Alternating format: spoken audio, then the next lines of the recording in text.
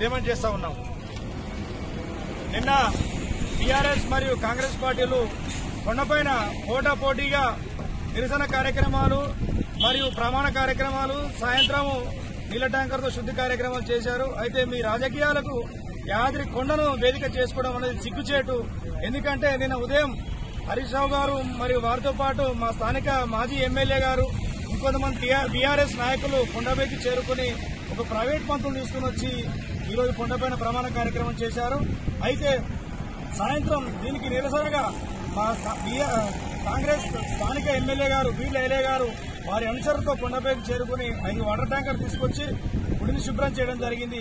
అయితే ఇది ఏమాత్రం కూడా కరెక్ట్ కాదు. ఎందుకంటే మీ రాజకీయాలకు మా లక్ష్మీనరసింహస్వామి యొక్క పవిత్రతను మీరు ఎందుకు దెబ్బతీస్తా ఉన్నారని ఈ సందర్భంగా ప్రశ్నిస్తా ఉన్నాను. ఇంత జరుగుతున్నా కూడా ఈవో కళ్ళు మూసుకొని ఏం చేస్తున్నారు? మీరు అధికారియా లేకపోతే మీరు రాజకీయ పార్టీకి ప్రతినిధి అని ఈ సందర్భంగా మేము అడుగుతా ఉన్నాం.